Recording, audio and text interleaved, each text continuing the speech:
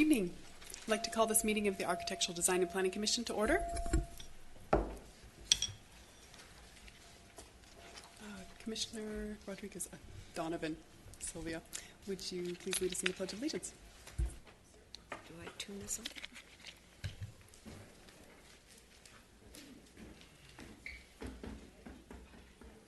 I pledge allegiance to the flag of the United States of America and to the republic for which it stands, one nation, under God, indivisible, with liberty and justice for all.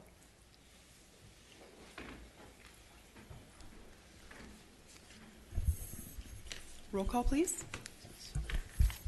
Commissioners Adam Chant, Sylvia Donovan, Present. Shannon McDonald, Present.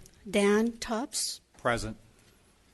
April Bartlett, Sheldon Carter, absent. We have a quorum. Public business from the floor. If an individual is unable to stay through the entire meeting due to extenuating circumstances, a total of 10 minutes is provided at this time, during which input may be given regarding agenda items. Sorry, let me try to start this again. If an individual is unable to stay through the entire meeting due to extenuating circumstances, a total of 10 minutes is provided at this time, during which input may be given regarding agenda items. Individual speakers are limited to 3 minutes each. Any person who would like to address the Architectural and Design Commission on any agendized item is requested to complete a speaker card for the recording secretary and identify the agenda item you would like to discuss. Each person will be given an opportunity to address the Architectural and Design Commission at the time such item is discussed by the Architectural and Design Commission. Speaker cards available at the entrance of council chambers. Individual speakers are limited to 3 minutes each. Have we all reviewed the minutes? Okay. I move that we approve the minutes from last meeting. I don't see the date on here. Of July 5th. I will second the July 5th minutes. You know, actually, I wasn't here for that meeting, Yeah, I was going to say that. so somebody else is going to have to move. I'll second. Or you have to move. I move to Okay. approve the draft minutes from July 5th. And I will second that. Continued business. Okay, Kensington Campus, homeless facility, site plan review number 17-04. Vice Chair Bartlett, can we do the voting for item number 1 for the approval of minutes?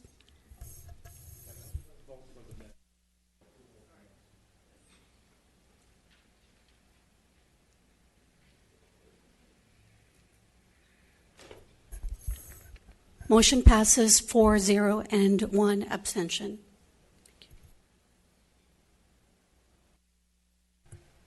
Okay, now Kensington Campus. God,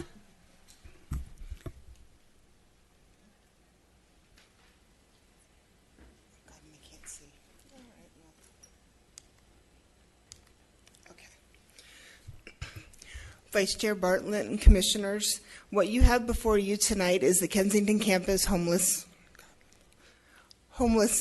facility. It was originally brought forward last month, the beginning of July, for your review.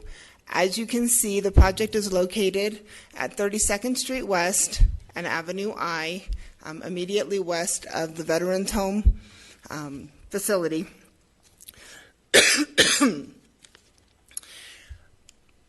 This is all in your packet, but I just kind of put them up on the screen. This is what the site currently looks like, minus the grading that's been done to completely level it.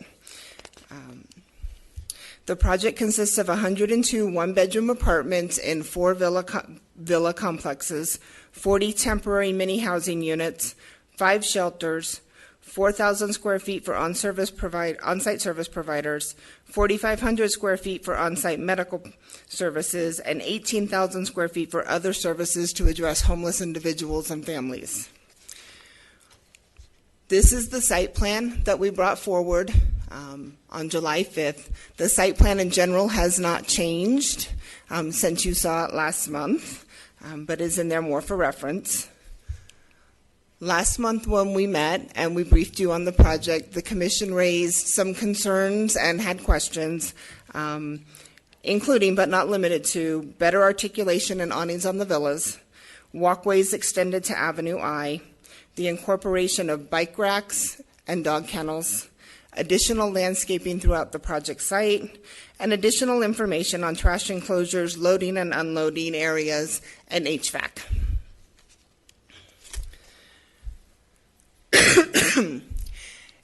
As can be seen from these pictures, which are also in your packet, these two pictures here provide you with an aerial view of what the site will look like when developed, minus the landscaping. This is just buildings.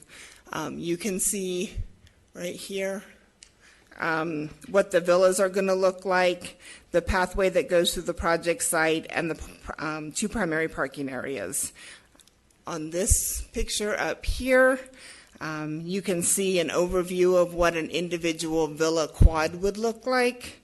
And then the middle picture provides you additional photos of the interior, and same with the bottom one. These two pictures, I believe, were also in your packets last month.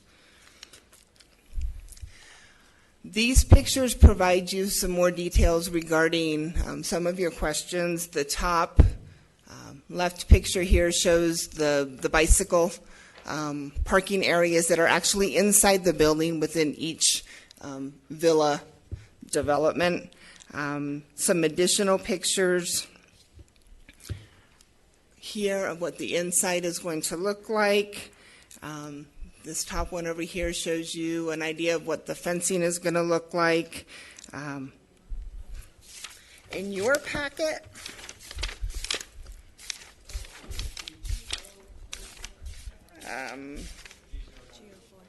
yeah, no problem. Yeah, and on those, on G004, this one down here shows you the entrance to the dog kennels. The fencing, bottom left. So you see the entrance into the dog kennel area. And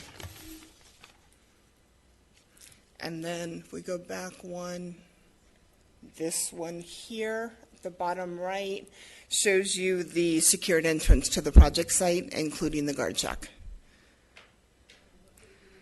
G003.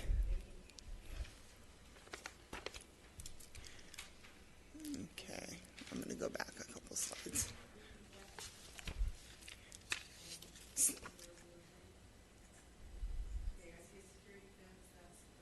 I can't hear you, Sylvia. Can you turn your microphone on? Yes, I've turned it on, sorry. Okay. Which one is the dog kennel?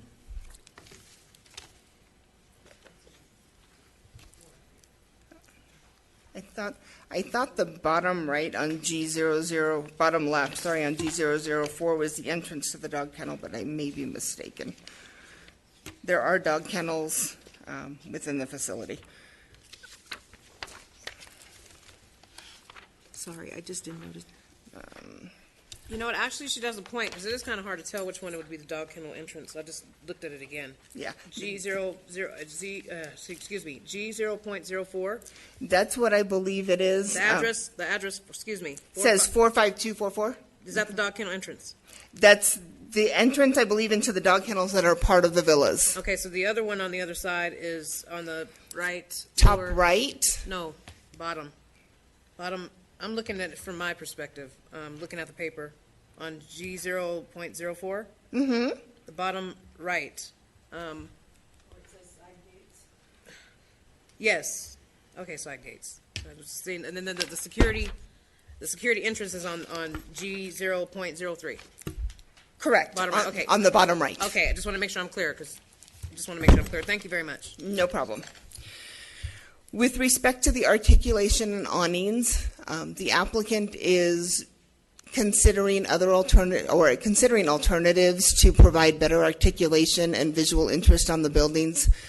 Both the recessed windows and awnings on the buildings are under consideration. The walkways, I believe I mentioned, extended to Avenue I.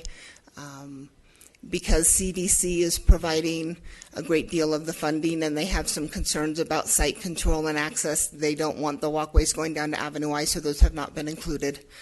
The bike racks and the dog kennels have been included. Trash enclosures, there's a room in each villa that contains trash disposal areas along with recycling areas. The trash would then be moved by operational staff to trash enclosures located in each parking lot where Waste Management will pick those up. Those trash enclosures will be screened and covered in accordance with the design guidelines. Loading and unloading areas, I believe, are still being determined, but those will also be screened completely from view.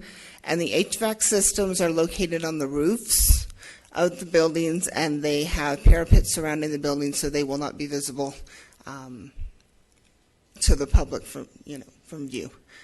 I can answer any additional questions anybody may have. There is a representative from the applicant here who can answer operational questions. Scott is currently unavailable as he is in China. Would the applicant like to stand up and explain the project for us, please? Hello, everyone. My name's Rich Little. I am working with Insight Development and Scott Ehrlich. I am new to the company, a year in. I actually walked away from a job in Malibu, California as professor of social entrepreneurship at Pepperdine University to take on projects like this. I've got a great interest and passion in addressing the homeless crisis in Southern California and all throughout our state. And one thing you probably know about Insight is that we do things with design in mind. From the beginning of this project, what we wanted to do wasn't just address homelessness, but address the stigma of homelessness. You just drive down 6th Avenue in downtown LA or San Pedro, where you have tents, where you have traditional shelters, and that reinforces psychologically to someone experiencing homelessness that there is no way out of their condition. And so coupled with a great design that we believe will be very promising, coupled with these wraparound services provided by People Concern, they recently acquired LA Men's Program, we want to address the stigma. And so what we intend on doing on this project is reversing people's view of homelessness. More importantly, reversing that view for people who are actually participants and beneficiaries of the facility that we're constructing here in Lancaster. We're thankful to be able to do that with the participation and partnership we have with the city and with the nonprofit as well. I'd be happy to answer questions for you if you have any general questions related to the project or our vision behind it. I know Jocelyn can answer specifics related to design. What is your vision behind it? Well, ultimately, our vision would be to create a model in partnership with this city that we have a great relationship with and nonprofits that is replicable elsewhere in other cities and other communities. There are very few projects, if any, that have ever been done like this type of project. And so we want to create something that doesn't just address the issue, but the participants who are beneficiaries of it will be able to exit homelessness. Our goal is not for this facility to house people indefinitely other than the permanent supportive housing units. Our goal is to help people transition back into society, which is why People Concern are working with the wraparound services, and Chapter 3, a nonprofit that a business partner and I are starting, will work in identifying full-time employment. Because unless you have full-time employment, the third chapter out of homelessness, then you don't actually end the cycle as well. So we anticipate providing the psychological support, counseling support, in addition to the employment opportunities as well, coupled with a design. When this design originally was conceived, Scott was thinking of an Italian villa. We anticipate perhaps someday planting olive trees there so we can manufacture olive oil on campus, an entrepreneurial center where we can train people to think entrepreneurially. Something that will inspire people, something that people will enter and they will say, I actually would like to live there. I don't know that many of us would say that about San Pedro. I think people might say that about this type of campus. When you treat people who are homeless as homeless people, they will remain people who are homeless. When you treat people who are homeless as people who are housed, then they start to think about their condition differently, and they see a way out. Thank you. I have a question for you. Why did you pick my city of Lancaster? Well, I think Insight Development picked it because they have a phenomenal relationship with Lancaster. The relationship that Insight has, as you all know, is a very strong one. and the relationship that our company has with this city and with the nonprofits, I think stands as an example to what other cities can do. It won't happen in many other cities. It can't, because the bureaucracy blocks stuff and you can't move at accelerated pace. We closed our only homeless shelter in the Antelope Valley last year, the only one. And we're about to do something that I think will not only garner attention for our city, but will garner attention for the state. And other cities could be looking at this type of project as a solution to address their own types of concerns as well. I will say this, I'm extremely proud of this project. I was there for the ribbon cutting. I am very impressed. And as long as we just have a few things tweaked, it's a great thing. I just like green, remember that. I like green, I like a lot of trees. Just keep that in mind, Yeah, okay? we do Lots too. and lots of shade and trees, okay? That's all. Thank you. I do have a question. How are the homeless picked to enter that facility? It's a great question. John Massari, who is head of People Concern, he's our nonprofit general partner. He and we have a vested interest in serving the population experiencing homelessness currently in the Antelope Valley. And so we work with the SPA out here and existing agencies to identify people currently in Lancaster. As most of these will be permanent supportive housing and potentially Section 8 subsidies would be used for those people, then there is a natural screening process that would be required as well. So it is not a center that is a drop-in center, a come one, come all at all. Nothing could be further from the truth in that sense. So the applicants would be screened, and they would have to want to be there and to want to participate. And how long do they get to stay? Well, the people in the permanent supportive housing could be there indefinitely because they would be potentially Section 8 subsidy receivers, and that could be their full-time home, although they would still have to obviously comply with the requirements of those subsidies to remain there.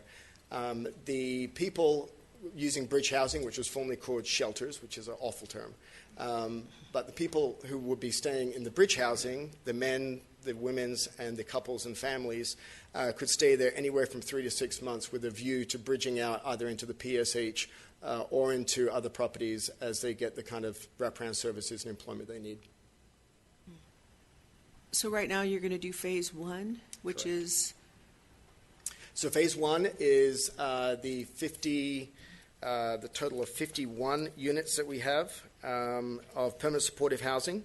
In addition to that, the 156 bridge units facilities. Bear in mind, if you go into a traditional shelter, you'll see a big open room with cots. That is not dignifying. That does not help people think about their condition.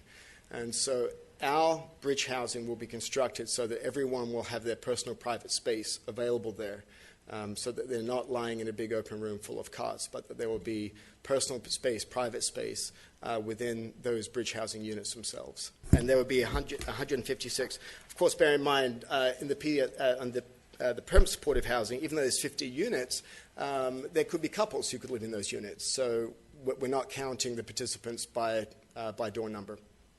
So, is it my turn? The 156 bridge units, those are, you said that they're going to have personal space. Define that or explain how that will be. Yeah. That is probably a better question for People Concerned who will be managing that actual interior, but I know that they are creating some personal space, whether it be temporary walls, dividers, to be able to give them some privacy. Commissioner Bartlett. Not actual rooms. Correct. Okay. Yeah. Correct. The interior floor plans that I've seen for the bridge, the 3 bridge buildings, look like the bed areas are separated, almost like cubicles in an office. So they have some privacy, but it's not. They don't have their own individual room. They have those movable walls that you're able to move around. Yeah. what about children? Will families be there as well? They will. So out of the 3 bridge housing units, 1 is specifically geared toward couples and families as well.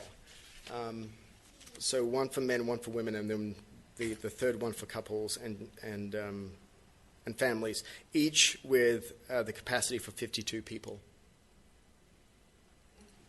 And then I had a question on the overall site plan, which we had last time, but we don't have this time. It's too small to read. I think you had that would probably be in phase 2. There's the auditorium, and I know you added some trees, olive trees in the berm area. And there was like a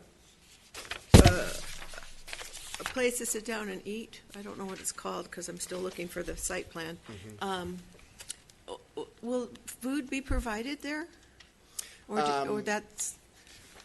People Concerned anticipates providing some meals, especially for those in the bridge housing. Those in permanent supportive housing will, of course, have their own kitchens. But certainly those within the bridge housing would be beneficiaries of some meals. It's yet to be determined how the People Concerned will be providing those meals or to what capacity they would, but there would be opportunities for that, yeah. I've noticed in other, probably smaller, I don't know if it was homeless shelters, but they had garden areas. Are you proposing that in this? I think Jocelyn may be able to speak to the landscape design, but I certainly know that the landscaping design will have those types of opportunities in mind. Even the animal therapy area is an important part of that as well. So, yes.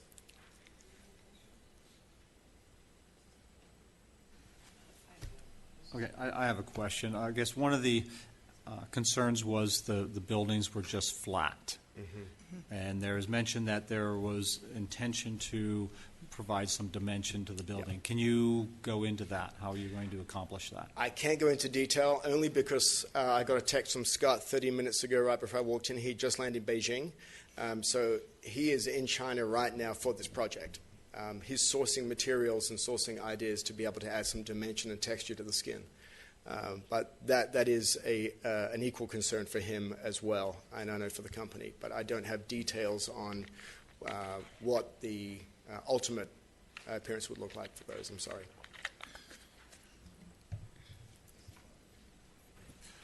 So when you mentioned some people may be staying there indefinitely, is there anyone paying to stay at these locations, or is it all free?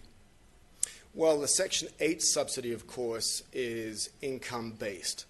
So, for example, to qualify to live in the permanent supportive housing, one would need to have an income, whether it be SSI or SSD.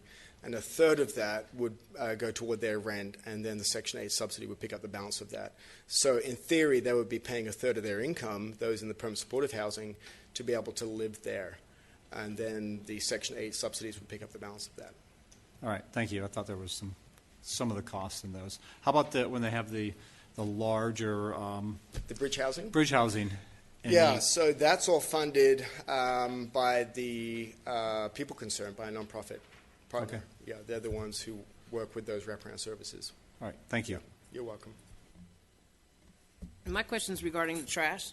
I was trying to hold off to the other meetings for this one, but seeing this waste management pretty much went up 13.57% overnight on all of us. I'm not happy about it, because usually it's a smaller, 42 years of my life, I've never seen an increase like that with any utility company. And I'm just a little concerned about that. If the government or city of Lancaster or any entities are paying for these for these houses and these cottages and things of that nature, how is that going to affect not only Kensington with the prices? I am concerned about the road as well.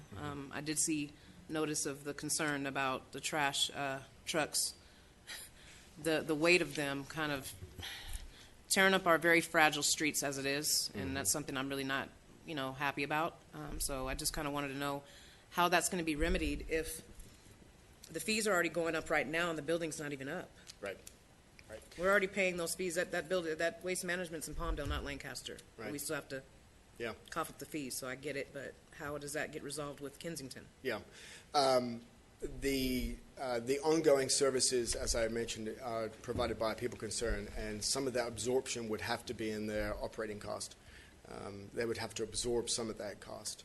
The ongoing maintenance and facility management, largely by the People Concerned, would be absorbing some of that. I wish there were a way for us to get a break on that, especially given what we're doing. We've even toyed with the idea at some stage in the future, considering recycling, and how could we provide something on our campus that could be entrepreneurial, where we actually recycle products and we minimize some of our sanitation costs and actually create some income out of that as well. So there are some thoughts related to that from long term, but I know that the initial cost would have to be absorbed. One more thing. Yeah. Sorry, April. One more thing. Years back when I was working on my master's degree, I was taking a pilot course or whatever you want to call it from Cal State Bakersfield, but it was on Division and I. There's a building over there that we took classes. I noticed. I mean, this is 10 years, close to that ago that I did this, and they had the recycling. They just had warnings on the grass that said, "Do not drink. It's recycled water." And I have not seen that in too many places. And I'm saying that like for something just to keep the grass green and growing and keep more cool air present. I just was wondering, like even in our design guidelines, it's not in there to recycle water. So I was wondering if that's something that you might consider since you just brought it up. Yeah. So you started that, see? It's a great thought. It's a great thought. Anything to be environmentally friendly and minimize cost, I think we're all in great favor of. Not to be stepping on anybody's toes or anything, but hey, Yeah, what no, are so you going to do? the recycled water lines unfortunately don't go all the way out to the site at this time, but they are required to install the lines so that when the recycled water lines are run out there, they have the ability to use it. So currently, I believe the recycled water lines run down Division to Avenue K, down to City Park, and they're utilized at the cemetery. I think AV High School uses recycled water, City Park uses recycled water, and a connection is available out to the landfill, but I don't know if it's connected. That is really good news. That is extremely good news. Thank you for telling me that, Jocelyn. I really, really appreciate it. Please, let's find a way to make some, just recycle some water so we can keep our green and save people water. Save people their money on the water bill next. Yeah, love it. I've made a note. Please. I've made a note. So forgive me if this was addressed last week, but I wasn't here. Is there transportation? Is there a bus stop somewhere very close to there?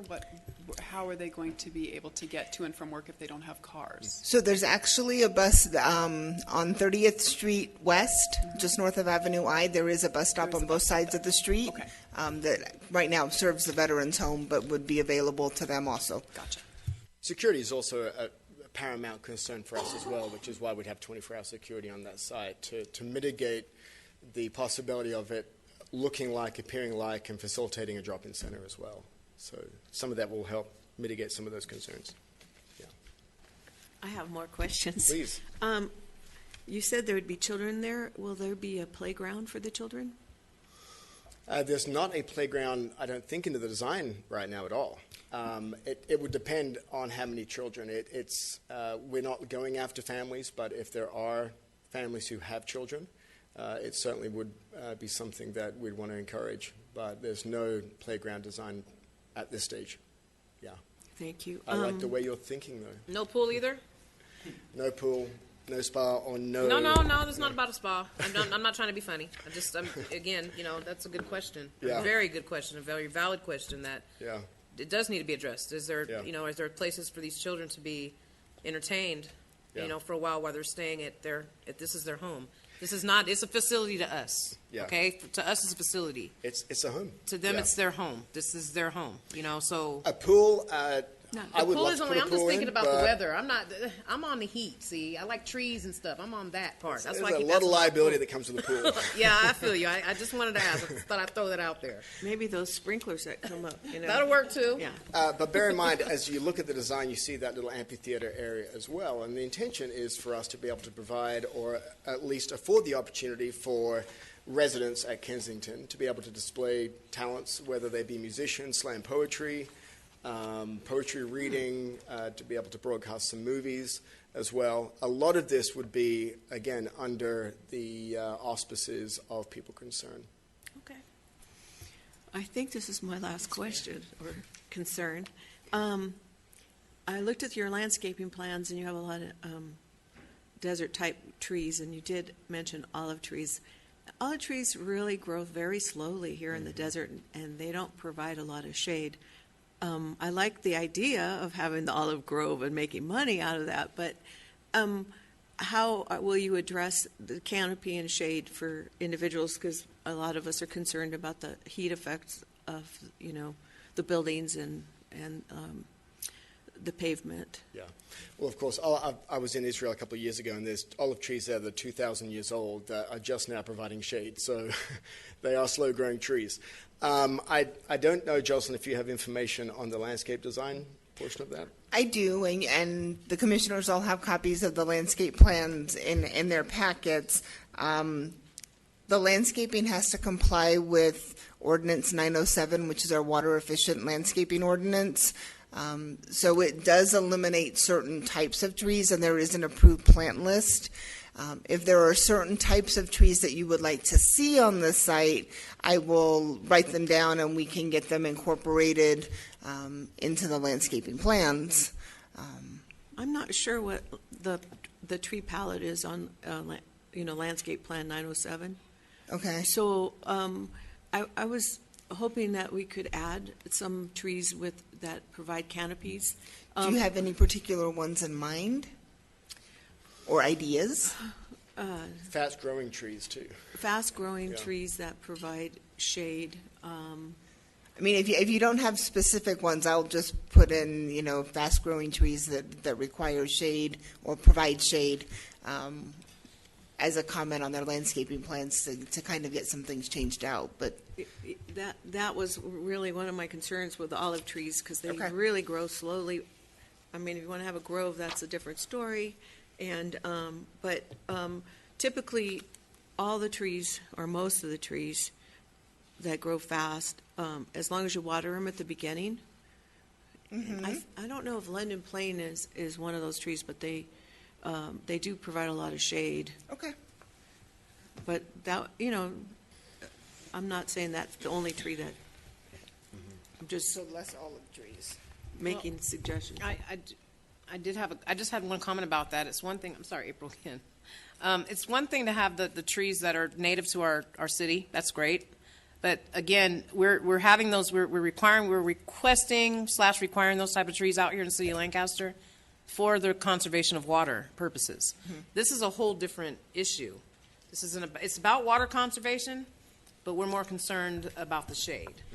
And the shade is it's getting hotter and hotter. It's like this is an emergency. It's like urgent that this is covered. Like these people cannot be out here. And when I say these people, that means like really all of us. But anybody that's in that area, I mean, you got the building, but then you still have how many miles and miles and miles and miles and miles of desert. That's just heat. So I want to make sure that we're not so concerned about I love the native thing. I love it. But just the greenery is to me, is more important, and the shade, the canopy type trees. Within 24 hours, I'll have a list of some type of trees, at least 3. I will. So, And I can send you some too. I would appreciate Okay. that, but we will definitely make the request. The one thing to keep in mind is that we do have to comply with the regulations that come down to us from the state. And, there's only so much we can do, but we will do the most we can to get as much green and shade on the project site. If I could add to that then, Of course. in the process, to purchase, obtain older trees if at all possible. I know there's a couple of places even around here, like 150th, that has some pretty mature trees, just so that it doesn't take 3 years. I'm not saying everyone, because obviously that's a substantial cost factor, but if they can look at just putting in some mature trees from the get-go, for multiple reasons, psychological and the physical cooling.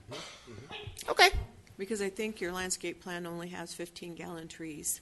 And I didn't see any 24-inch The 24 bucks. or anything Yeah. larger, yeah. Yeah, and one of the challenges, of course, throughout this project is cost. I mean, in terms of what we're trying to do with the funds that we have, with the population we're trying to serve, with the vision behind it, it is always a challenge. But I love the idea of mature trees. Even if we had 3, Yeah. you know what I'm Yeah. saying? I mean, even if there was just a few, so that there's some, because it'll just become this, symbolic gathering place anyways. So would you like to present the rendering boards. Has everybody had a Those, chance to those review are a these different already? project. Those are over the next project. Yes, but if you would like to see the material board that was presented last time, I have it here and I can give it to you to look Oh, at. great. Okay, because it said on here we're going to be approving the renderings material for this, so. Yeah. Good for you.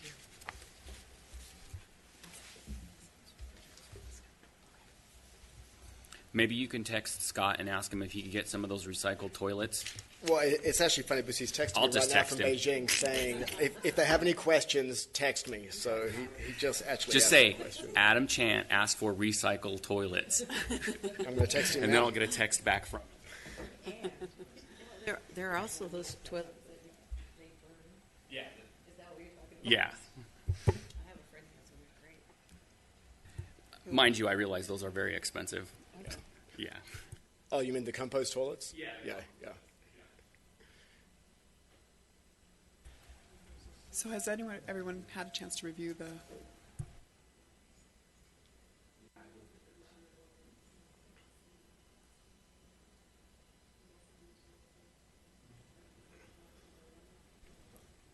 Yeah. Vice Chair, we do have 2 speakers on this item. Yes. Am I done? All right. Thank you. Our first speaker is David Paul.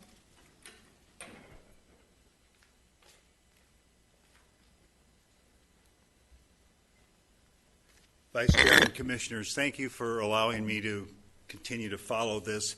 I had a couple of thoughts while I was there. Some of these things are very obtuse, like the water recycling, but it has to go into the sewer first. So once we get that, it rolls down to the sanitation district. They put the purple pipe and pump it. We just don't have the purple pipe there. So we can get that.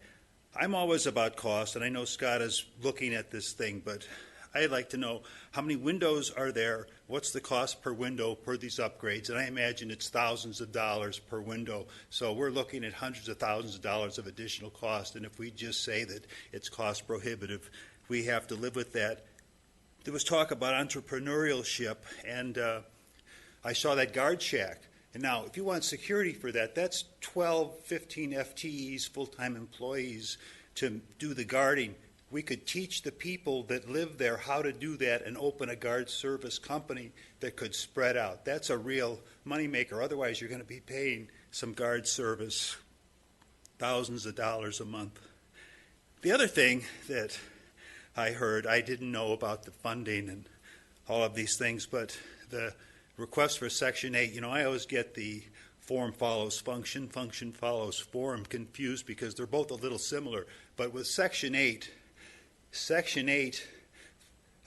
is the voucher, and you have to have the voucher first to get in. So you have to get in, and it just opens up a whole bunch of compliance issues that, I'm not sure if people are the cohabitation of both parts. It gets very complex. So I am so glad that we have all these great minds here sorting these things out first, and that's what we need as a community, to work through these things, to think it out, talk it out, and get some of these answers. But I thank God you're all here. Thank you.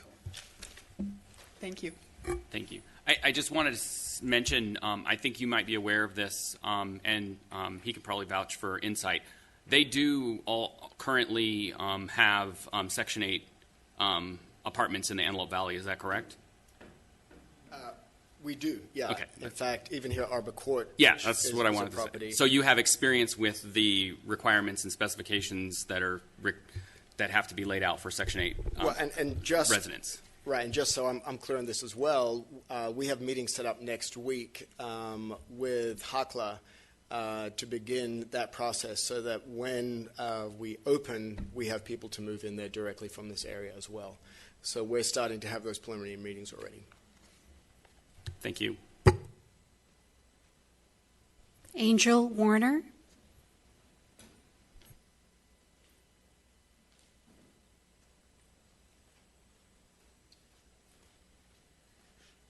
Hi, everybody. I came here for a different reason today, but I'm really pleased to hear about this project. It's something that's close to my heart. I heard you guys I'm sorry, but I'm just really happy about this. We need this up here. I heard you talk about medical, though, and my question is, along with homelessness comes psychological problems, drug abuse, alcohol abuse. It's at epidemic proportions right now. With this medical, will any of those services be provided? And that's basically what I wanted to know, because that's important along with this. Thank you. Thank you. Thank you for your question. People Concerned has great experience in providing medical services for people experiencing homelessness.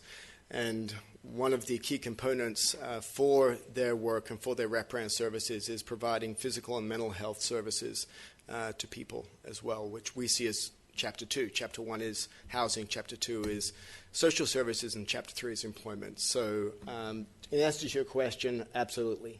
It's treating people like people. Thank you.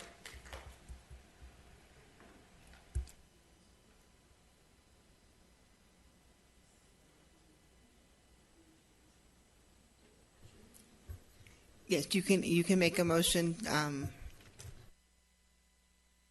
Okay. Well, then I would move that we approve the renderings material board site for site plan review 1704. I can second that. Should we take a vote?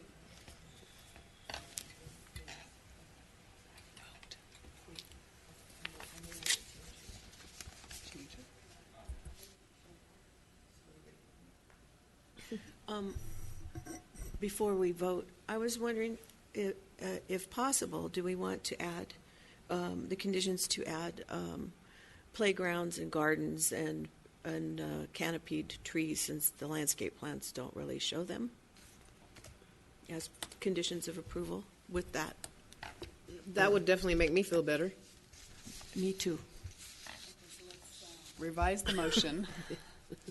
The motion is to approve the renderings material board site plan with the conditions that were set forth before for the landscape, playground, Canopies. gardens, Canopies. and canopies. And playgrounds. I said said playgrounds. that. Two Now, playgrounds. please vote. If you haven't already.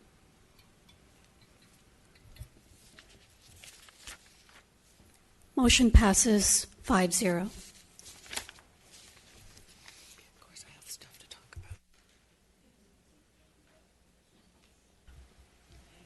Okay, and now the director's review for number 18-39, is that Brenda Magana?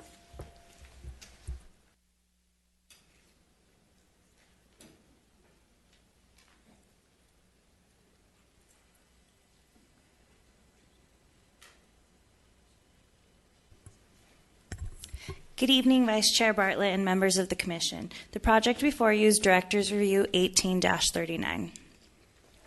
The proposed project is for 98 single-family production homes for Tract 54025. Tract Map 54025 was approved by the Planning Commission on March 18, 2003. The proposed project includes 5 different floor plans that include 4 different types of architectural styles. The proposed floor plans range from 1,430 square feet to 2,325 square feet. Tract 54025 is located on the southeast corner of Lancaster Boulevard and 20th Street East. The first of the 5 elevations include 1,430 square foot homes, and have a porch that ranges from 111 square feet to 137 square feet.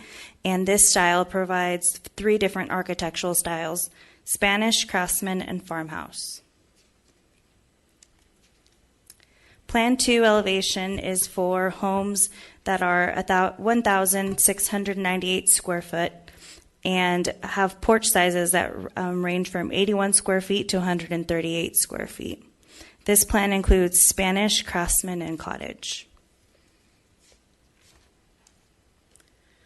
Plan 3 elevations have 1,912 12 square foot homes and have a porch size that range from 97 square feet to 107 square feet.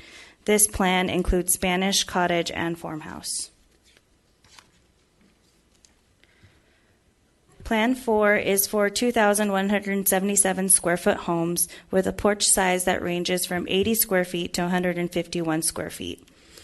And this includes Spanish, craftsman, and farmhouse.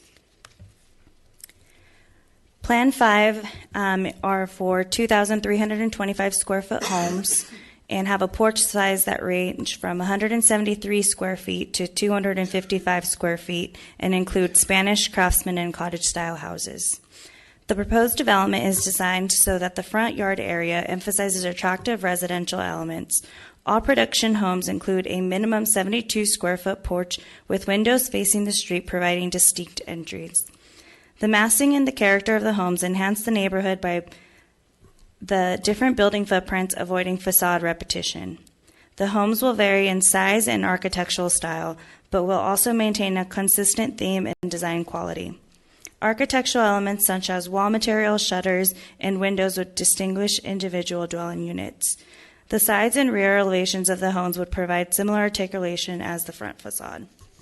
The KB Homes business model allows home buyers their choice of floor plan, elevation, and color scheme, with the only restriction being that a home cannot be duplicated within 2 adjacent lots, whether that be to the neighboring property or property across the street. In conclusion, staff recommends that the Architectural Design Commission approve Director's Review 1839. Staff and the applicant are available for questions. That concludes staff's presentation.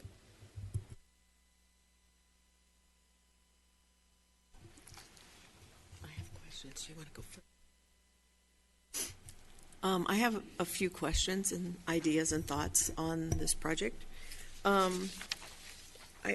just read, or just it was presented that the articulation of side and, oh, wait, let's see what I was hearing.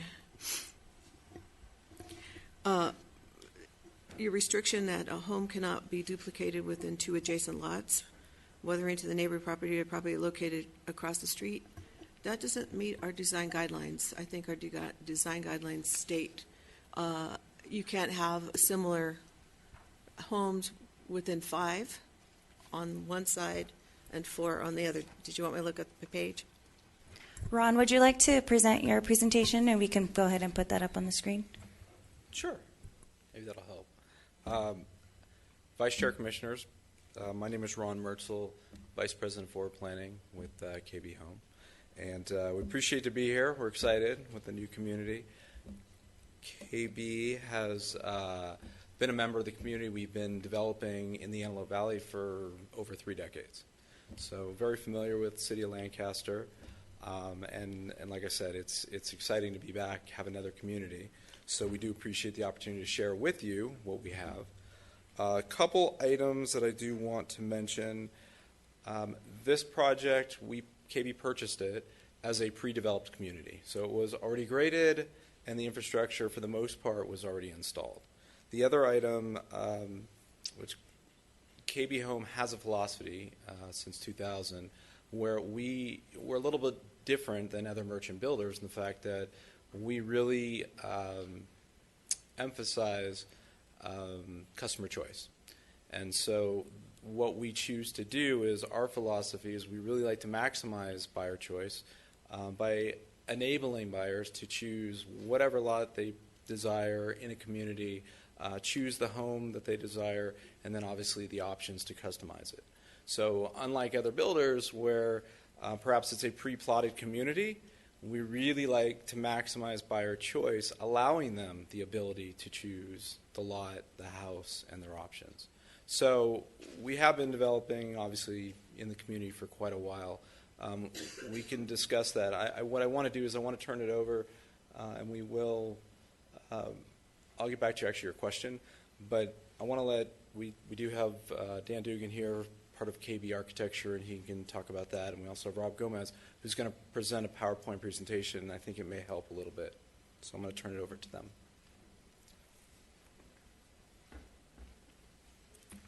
Thanks, Ron. So to give you a little grounding on our presentation today, I want to be able to walk through a little bit of the background and looking forward our plan for this site, go through the architecture and site designs, which while we largely adhered to what our normal business model is, we did take the design guidelines that the City of Lancaster provided with us to heart and incorporated that within our own programming. And then, of course, we'll be happy to talk about our pick-a-lot program that Ron was mentioning. So just to give a little bit more context on this project, like Ron said, it was pre-graded. Since KB has acquired it, we are looking to start our models and have them completed by April 2019, and then that would set us up for an August 2019 for our first production homes to be delivered. Also, at the crux of this project is that choice that we want to give our home buyers, and so something that they are proud of as they enter the Lancaster community.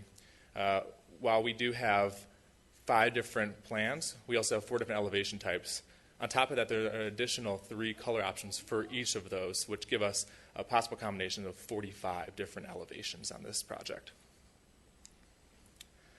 Just to give it a slightly different view of what the architectural options are versus what Brenda presented, I want to just draw attention that the renderings that we have up here are shown without any additional landscaping that will be in place. You might have seen on the front page, because we want to draw attention to the architectural features of each of the elevation options. So first, looking at Spanish, this is an option that's available on all 5 of our plans. Within this, we do have the 3 different color schemes. We have the 3 different roof color options, which also help to accent some of the other architectural features. I don't know if, Dan, if you want to point out anything. Well, the roof colors are all different for all 3 schemes. You're not going to get 2 different color schemes from the color board that's got 2 of the same roof tile color.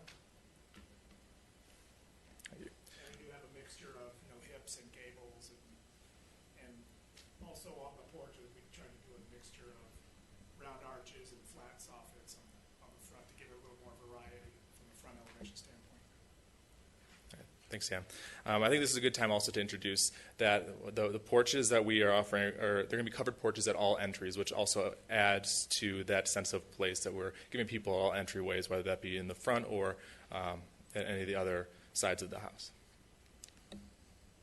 Moving on, looking at the Craftsman option, this is available on 4 of the different plans. Again, we are giving them that option when it comes to the color scheme, the roof color. In addition, with this one, there's also stone detailing, and there, again, there's 3 different color options. So while thinking of the 45 different plans, the possibility of customizing that further on the exterior is very prevalent and easy for the home buyer to select.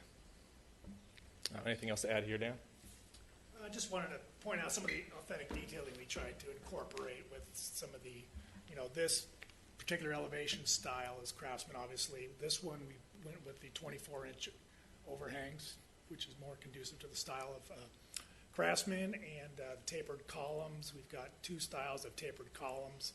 One's fully wrapped in stone, all 4 sides, and the other one is a tapered column at the top with a stone base below it. And we've also incorporated board and batten made out of the cementitious fiber material as opposed to stucco with stucco bats over it.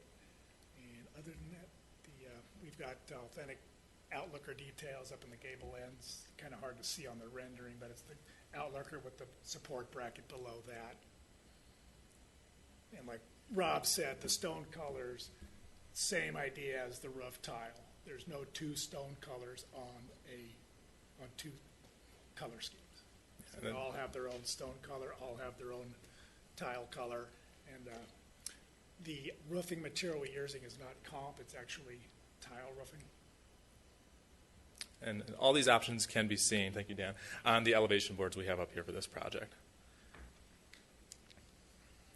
So the next architectural option is cottage. This is available on 3 of the plans. And here we are, again, seeing that stone option for that detail on the facade of the house. 3 options there to go along with the different color scheme and options they have for the roof as well. Here we're also seeing that we are adding to what Dan was describing as some of those nicer decorative features in the corbels and the shutters in particular. Anything else, Dan? Yeah. Also, if you look at the gable ends, we have more cementitious fiber material. It's a vertical siding, which is held up by actual wood corbels. So that particular portion of that gable end is actually furred out 4 inches. It's not just a corbel on the side of the face of the wall, flush with the stucco on the vertical siding. And this particular style has actually a 6 and 12 roof pitch, where we were trying to create a variety of roof pitches. All our Spanish will be 5 and 12. The Craftsman are all 4 and 12. And you'll see on the cottage and the farmhouse are both 6 and 12 roof pitches. And this particular style also has some corbelling up in the gable end, included a shed roof and a big porch on the plan 5. And other than that, decorative shutters, all with the same color schemes and variation. Thank you. Now our last is the farmhouse. This is also available on 3 of the plans. And rather than the different stone color options, here we are introducing brick. And there again, there's going to be 3 options to choose from in addition to the roof and the color schemes here. One of the other elements that we're particularly proud of when it comes to the farmhouse is having the wood post feature, really giving that strong feel that this is truly farmhouse, unmistakable, and unapologetic. Is there anything else, Dan, here? Once again, we're incorporating cementitious fiber board and batten on the exteriors. You already mentioned the wood posts. We had, appropriate styled shutters, farmhouse style shutters with that. And got a different variety of roof forms on this one. We incorporated a Dutch gable on the middle version, a straight gable on the plan 1, and on plan 4 we actually broke the roof to give it a little bit more roof variety. One other element that stuck out to us is something we wanted to take to heart when it came to this package was incorporating 360-degree architecture. So what we're seeing here on this slide is we're seeing the front, sides, and rear views of one particular architectural style. You see in the back of the packet I've showed this type of slide for the others, but just for an example. And then as you see, there's the area that's a little bit whited out. That is reflective of what is actually going to be visible outside of that to the neighbors that is representing the fence line.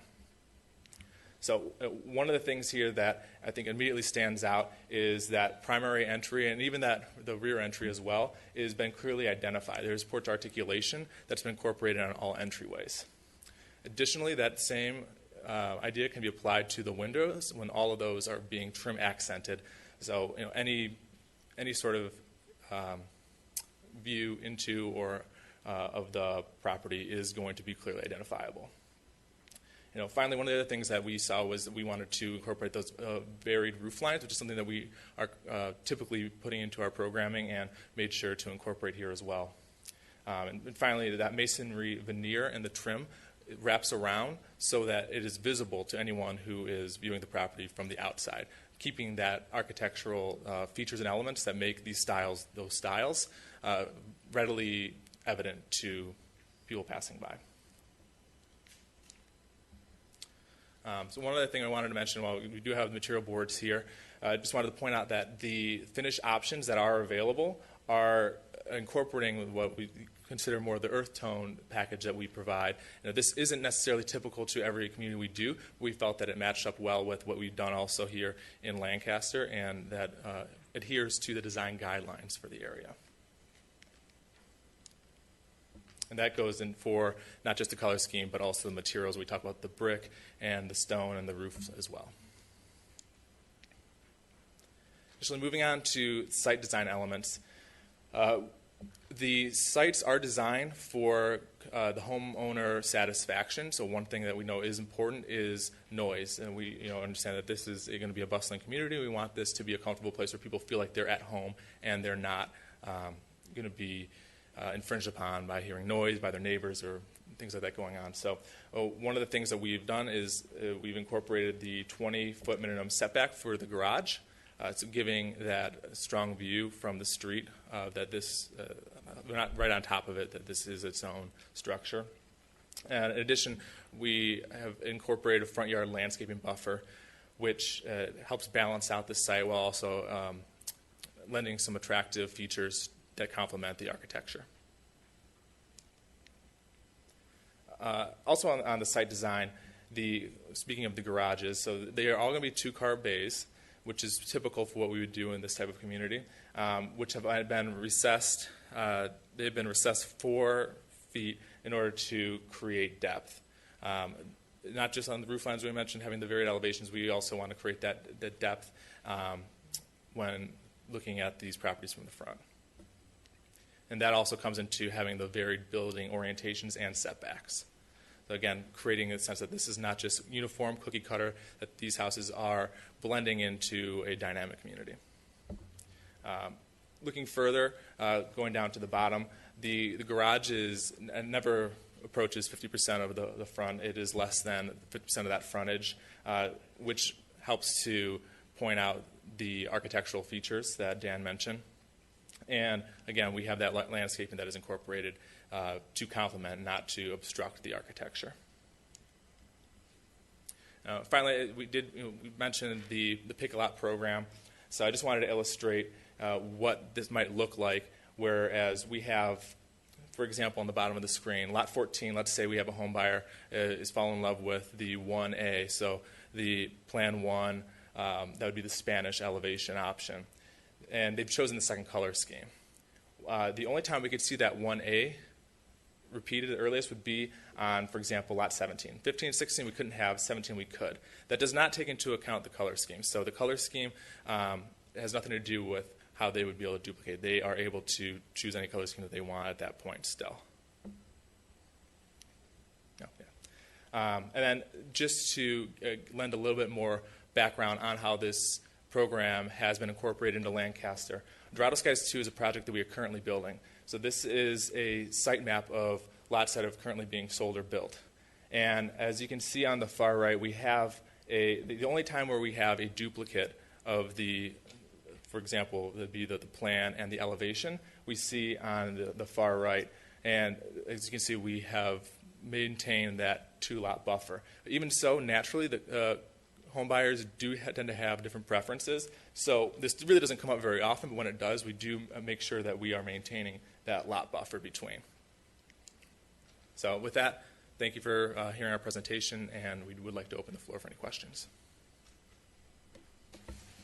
I just want to make sure that I understand this. These are all single-story homes? That's correct. Okay.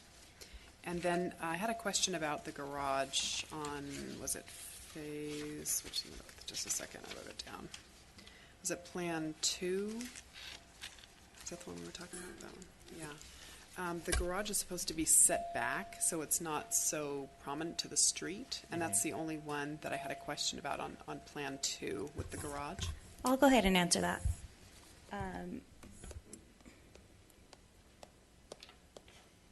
Right here. So per section 17.08.060, all garages shall be located at or behind the wall plane where the front entrance is located. A home builder with a subdivision with at least 4 floor plans may have one floor plan that has a garage located in front of the entrance plane. Got it. So that's the one. That's what. Was that the design guidelines, or is that the zoning ordinance? This is the municipal code. Okay, so there is some design guidelines that talk about garage setback at 12 foot, and then and varying, make sure that it's not prominent. So, I mean, there's I guess it's a bit of a conflict. The residential zone was updated in 2013, and so it took into consideration the design guidelines when it did that change that was adopted by the Planning Commission. And then just one thing I would like to add to that is that we do have our landscaping program is designed to bring attention to that and to make the front yard attractive. And so, as far as having a garage that maybe, so the intent is that we would never have a garage that would dominate that frontage. We have features that are drawing attention so they make it an attractive front.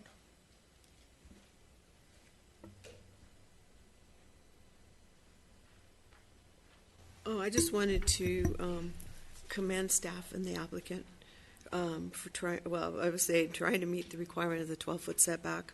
I noticed that you have 4 to 6 foot setbacks from the front of the house on plan number 1 and 3, and plan number 4 you took the whole 12-foot setback is met. And then on plan number 5 it's 5 feet, so it does vary. I think we'd like to see the applicants strive for greater setbacks and pushing the garage back, possibly 6 to 8 feet to provide a better shadow, and more 12-foot setbacks for interesting frontages to meet the requirement of page 77, number 4 in the design guidelines.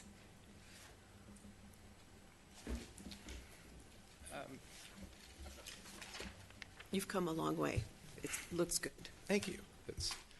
The only concern we'd have is keep in mind that because it's a single-story community, you're obviously very limited in, most of the communities I would say in Lancaster are 2-story, and this is a community where we really try to provide, a different community and really cater to a single-story community, which I think is nice and I don't think is prevalent in the city of Lancaster.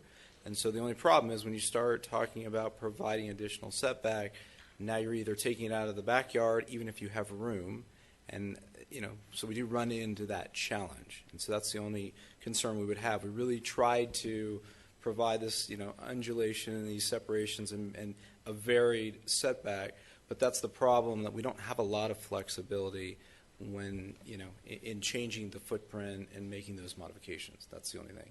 Because then typically you take it out of the backyard, and I understand, that the city's really looking for varied setbacks, and that's really what we tried to do.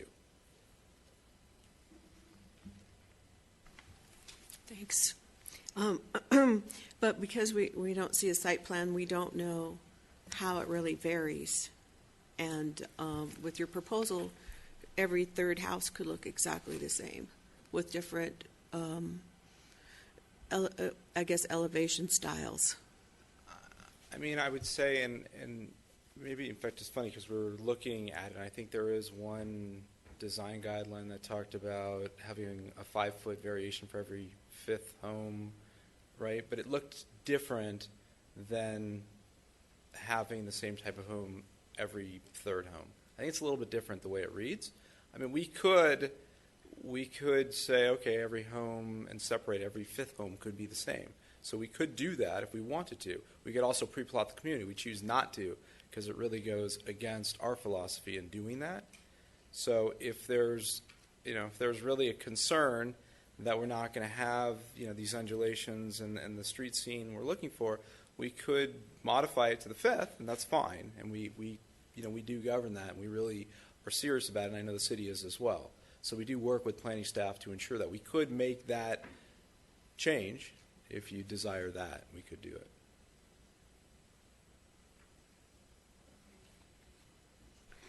I also wanted to say that you have a nice addition of shutters along your rear elevations and your entry of your rear sliding glass to provide a little bit of articulation. I believe that all elevations should have something like your enhanced elevations on plan number 4 and plan number 5. But in particular, that should happen along the major streets so that if your house is facing Lancaster Boulevard or 20th Street East, it needs to be enhanced as possible. And it makes perfect sense. In fact, we're used to doing this on 2-story homes because you really see it. And what we tried to do in the presentation, we tried to include the fence line, which, if you have a 6-foot high fence line, what are you really left with that you're seeing? Most of what you're seeing is the roof line. So there's not a lot you actually see. So I get it. Typically, we have enhanced elevations Definitely two-story homes because you really see it. In this case, we tried to provide the fence line because I don't know if you see anything. That's the only concern. So we're not opposed to enhanced elevations. The only thing we don't really want to do is provide enhanced elevation that nobody is going to see. That's all.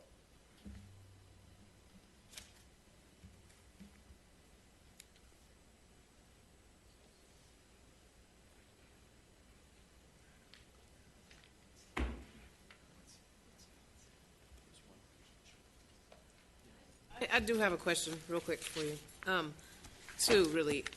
I want to make a statement first and let you know that your properties are extremely beautiful. I think that these are beautiful homes, and I would love to see these. Excuse me. I'd love to see these in our community. I am curious though. The brick is it? Is this on? This is on the roof. The brick, is it going to be brick tiles? This is on the sides of that. This is on the house itself, right? Because I've noticed something that when it comes to some of these houses, they're filling these brick-looking and stone-looking things with like a foam or something. It's not. No, this is brick. Okay. Yeah, it's actual concrete material. It's not a full brick thickness, but it's very comparable to real brick. It's just called thin set. So instead of being 4 inches wide, it's 2 inches wide. And it usually just occurs on the base of the front elevations, like where you can see the windows and you see the white stripe going across. Below that is the brick. Okay. And in some of the Craftsman elevations, we have that on all the posts. We also have it along the bottom wainscot. And it turns the corner on the sides. And if it is on a corner, it'll turn the corner on the side elevation, go all the way to the fence line. It won't stop at 2 feet. Wherever that front fence goes in between the two adjacent houses, that's where we take the brick and stone to. Very nice. I just wanted to make sure that it was legitimate. Yeah. Because I'm not trying to, I've been out here a long time, and I've seen these houses go up, and I've seen them also be destroyed by innocent gestures, and you think it's brick, and you're like, dang, I thought that was brick or stone, and it comes to find out it's foam underneath there. There's something else this is going actual on. masonry material. Okay, I appreciate that. Yeah. This is the slide, actually, when you look at the rear elevation. So the white shows you your fence line, and then you can see above that what you actually see. Most of it is roof. So I still think that along the major streets, that, something to provide enhanced articulation is probably necessary. that's why really where we felt is, and that's where we tried to provide multiple roof lines to really, because that's really what you're going to see. And so by having kind of the variation on all the different type of roof styles, that's really what we tried to do. It also depends on how much of a setback you have. You know, at the end of, if it's at the end of a cul-de-sac and you're along a major street, you can see more. I've noticed as I've been driving around the city.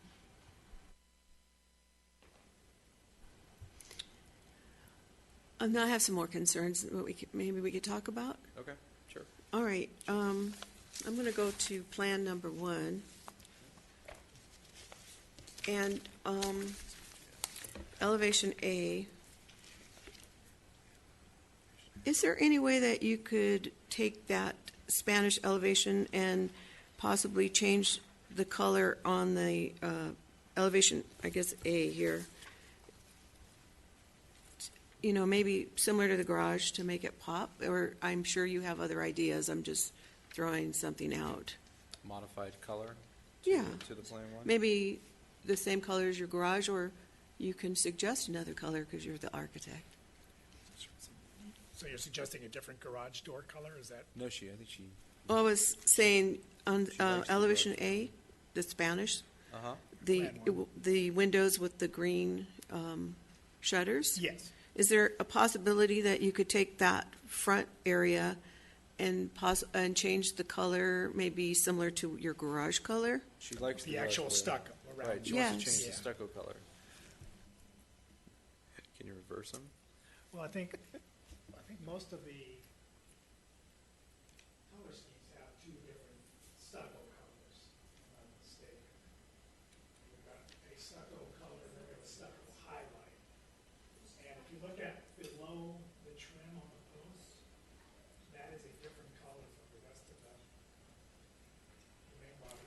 You could use that color too. Yeah, that would work. Not very authentic to the style, but you can do it. Try to keep it as authentic as possible without getting too much of a patchwork of colors. That's why we do pop the colors on the shutters and the entry door.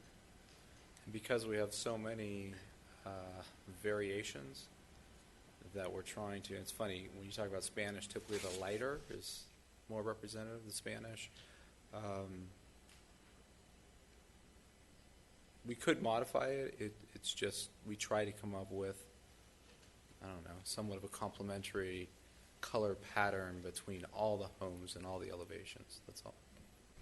Well, I'd probably be really different, and probably I respect that idea. But I'm such a bright colored person, a fan of it. I would actually probably be the person that wants my garage door painted the same color as the. But I do need to step down here and look at these. I haven't seen them. I need to see them up close. That's Come okay. on down.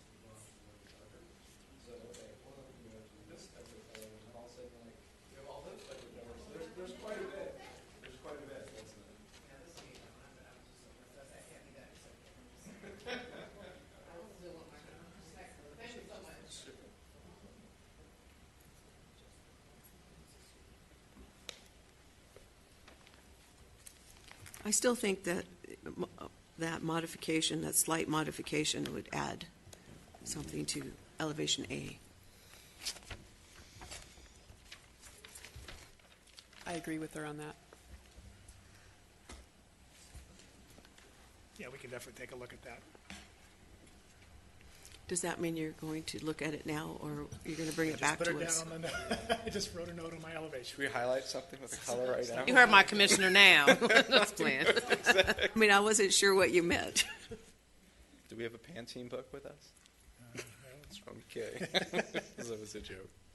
And I have a question. Did I miss it somewhere? Is there solar on these homes? We typically, actually, you know what? Now you say that, we are. Because of the program, we do have solar. Yep. So Yeah, each they one of have these to homes co- have solar We on have them. to, as part of the program. Yeah. we- Yeah, they have to comply with the Zero Net Energy Ordinance, Okay. which requires 2 watts per square foot, I think is what it is on single-family homes. So they either need to provide the solar, pay the mitigation fee, or do a combination of the two. Good. But we do. Okay. They will.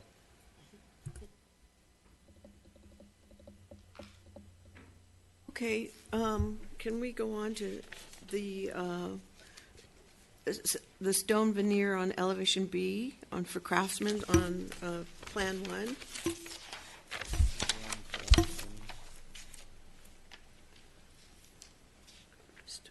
Stone. These are all B. Craftsman's are all B elevations. Oh, okay, got it. They're all the same. Is that left elevation there adjacent to the garage and doesn't have stone? Is that why you didn't add it there? So the left side of.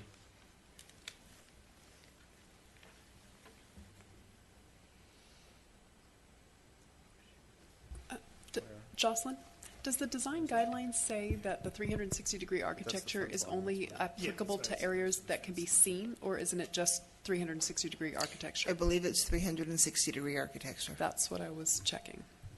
And can you also tell me about that zoning ordinance section again and how that supersedes the design guidelines? So the residential zones were updated Yes. I believe in 2013, Okay. which was after the design guidelines were adopted. So any changes to the zoning ordinance would have incorporated or taken into consideration the other items already in effect. Can you give me the section number again, please? I mean, I need to understand when I look at the design guidelines, if they say something different than the zoning ordinance, that I'm not looking at the zoning ordinance, I'm only looking at the design guidelines. Right, and I think when the design guidelines were adopted prior to us going in and revising the residential ordinance, so Unless you think I need to look at the zoning ordinance as well. probably not, but maybe that's something we can highlight in instances like this in staff reports. Thanks. So this is section 17.08.060B1. Thank you. Can you repeat that? I'm sorry, just one more time. 17.08.060B1.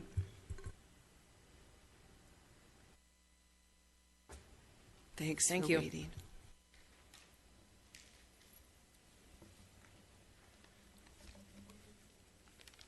Oh, did You you? still want to talk about the Uh-huh. Craftsman? Okay. So what was your question? The question was, it looks like on left elevation B, there's no stone veneer. Is that because you have, your garage doesn't have stone veneer and your front elevation? On Plan 2 elevation B, there is stone on the garage. Okay, I'm on Plan 1, Plan 1. sheet number 6. Sheet 6.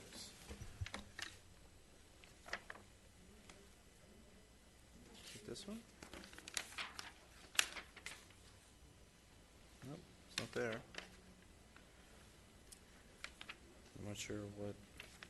I'm sorry, what page number are you on? Having trouble here. Yeah. Sheet 6. Those are the cottage elevations? I'm looking at Craftsman right now. I'm going down the list. We have I know. this that you submitted to us Oh, that's why. that we're looking at. Okay, so basically you're on Plan 1 Craftsman elevation. Yes, Okay. sorry.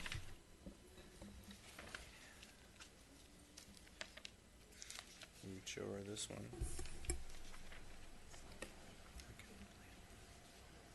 Plan 1 Craftsman.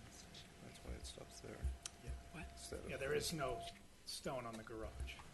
Yeah, there should be stone all the way across. So you want stone, we could add stone, I mean, that's where you have your gas and your electrical, we could add stone, or at least where it connects to the fence line. I'd like to that see it all the way acceptable? around, 360 degrees architecture, like we put in our design guidelines. So I think we're going to have to take some time to figure out why there's the design guidelines and the codes aren't jiving there. Because normally 360-degree architecture, still, while you do wrap it around the entire house, it's still, normally they implement that for areas that you physically see. And that's the purpose typically of the 360, is normally so you can implement it in the areas that you would actually see, as opposed to just, But the homeowner is going to see it. 360 degrees has to be 360 degrees. And it That's should what be it not says. just for the traffic to see, it's for the homeowner, for everyone to see. I mean, it's seen, it's visible on all parts of the home, right? I mean, that was our intention when we put the design guidelines together, I'm sure. And also, it says that on your PowerPoint, 360-degree architectural incorporation, consistency. true, It's I mean, there. true. And I guess when we view it as 360-degree architecture, we view it as what we put on the front elevation, we do try and wrap it, but normally it's visually what a homeowner sees. Because what you get into now is an affordability issue. So we could do it, the problem is it's something that usually a home buyer doesn't necessarily want to pay for. So what happens is you provide it, and it just increases the overall cost of the home. That's all. It becomes an affordability issue. So that's why we offer buyer choice, and we try and maximize, because we're really implementing and trying to offer homes that, to the first-time home buyer. That's what we're catering to. So we can do that. It just becomes kind of an economic issue that if we add all of this cost, it becomes a problem because it's just an affordability issue that less people can afford the home. That's Well, I will say this, it's not about, of course we want to save people money. That's a given. But when you write it on paper, I'm a big policy person. Sure. So it's obviously, so when you write it down, it's kind of set in stone in my eyes, in my view.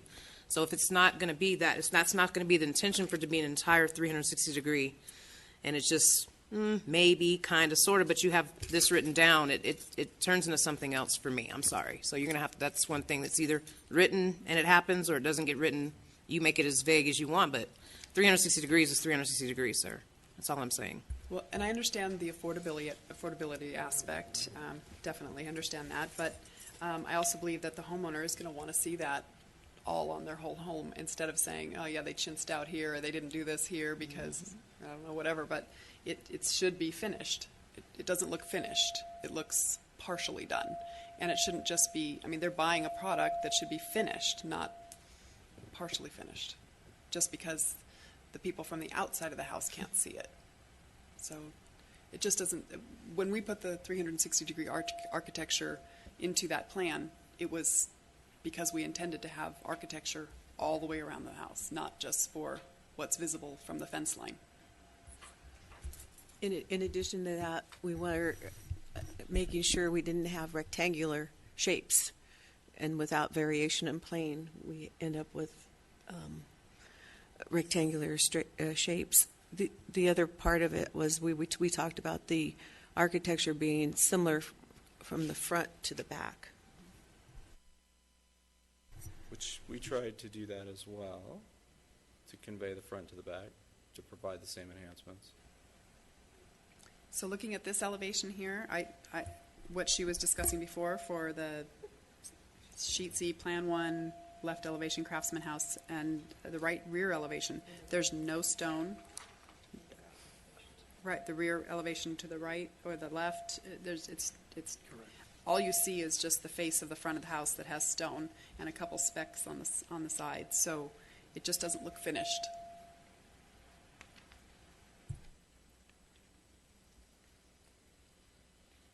Okay.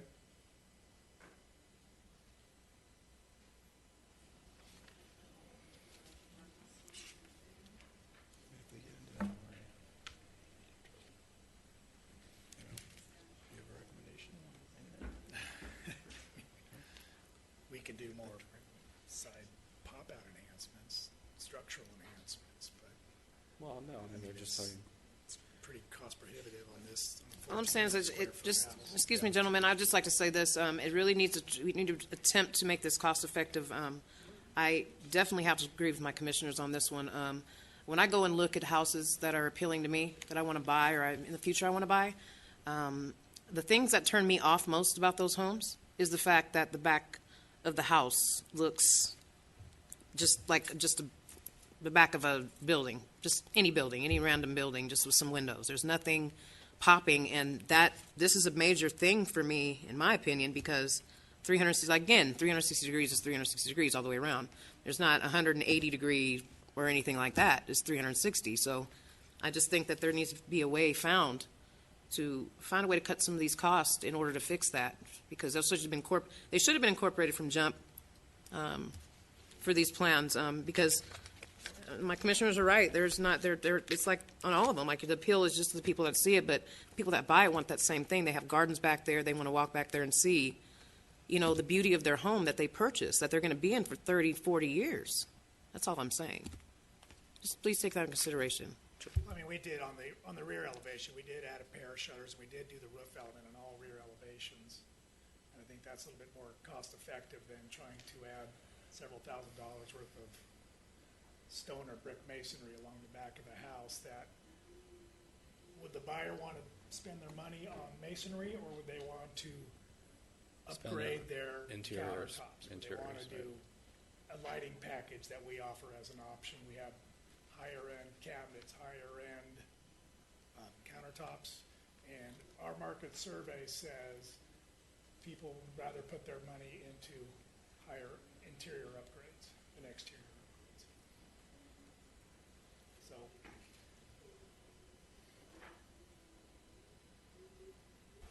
Well, I can tell you that I would like to see 360-degree architecture on these. So I don't know if you're going to need to take this back and run numbers to see how this can be fixed, but definitely our design guidelines said 360-degree architecture, and that's what we intended to see. We wanted to change the previous way things were done, and the design guidelines, that's what they were for. So we're not just doing the same thing we've been doing with a little bit of changes. It was meant to create a different look. And yes, these do have some improvements. We do see that, but it's not enough. It's not what it's supposed to be. And I don't know what you need to do with your project to get those costs down, but I don't want to approve this as is, personally. Starting at 1,400, tall order, 1,400 square feet house, plan one, to wrap stone around that. I don't know if the first-time home buyer, I think we're just going to basically end up pricing the first-time home buyer off our market. I think that there's ways that you can cut costs down. I mean, We value engineer every plan. Right, I mean, yeah. Almost, that's part of my job description is value engineering the plans. Making them the most cost efficient as possible for the first time home buyer. So if you look at the floor plans, there's not a lot of bells and whistles, there's not interior soffits and arches that mimic the outside. And that way, like we said, we can get the home buyer to spend their money where they want to spend it, which is on the inside. I mean, is there a way to, I don't know, almost sit down, have a offline conversation just to see what really maximizes? I mean, instead of just saying, oh, let's just run it everywhere, and which I don't think is really cost effective. And like Dan indicated, it's really just going to price people out of the market, which we're looking for, to cater to the first-time home buyer. So a way to sit down and be like, okay, this makes sense, as opposed to just blanket, complete everything. You could have been saying the same thing 10 years ago, 20 years ago, the same exact thing you just said, that you're catering to the first-time home buyer. Sure. You've been building homes in Lancaster, California for decades. Sure. I'm 42 years old. I've been living here for about that long. Went to elementary school. I've watched these houses go up. I've watched them be built. Just to make this very clear out of my mouth, find a way. There's a way that you've been building houses for a very long time, and there's a way that you can find to minimize cost and also make the purchaser extremely happy. There is. I mean, and we can do that. And I guess what's a little unfortunate is you're somewhat limited in really what you can do. There's only so much you can do to keep the cost down. And so really what you end up doing is kind of stripping the interiors a little bit more. But so we can do it in the exterior, but like Dan says, I mean, we really live by our buyer survey. And what do they really see as what they'll pay for in their minds? And that's how we determine what we're going to do. So we can do it, but obviously it needs to come out of somewhere else. Then they upgrade the inside of their house like they've been wanting to do. We don't see the inside of their house. We don't care. As looking on the outside, they do care. I get it. But at the same time, if they're going to do the interior of their house anyway, then we, as the Architectural Design Commission, want to see the plans done the way they're meant to be done. So our concern is we're not seeing the inside of these homes. We, as a commission, are not. Right, but I understand it just, right, because now you have to price it accordingly. It just minimizes what. And what home buyers prices do can you anticipate putting these at? Low threes. They'll Low start at the low 300s. threes. Okay. Thank you, sirs. Is there a way to option the stone wrap around the rest of the house? So if the home buyer really wants brick on all four sides of the house, they can have it as an option? I imagine that you probably already have that, but that doesn't meet our design guidelines. We don't. So- Yeah, we don't have that from an exterior. We don't have it as an option perspective. We've never done that. It's got to come back.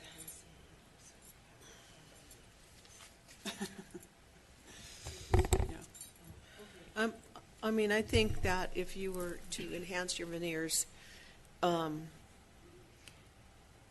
around the house up to the fence line, I think that would work from the street.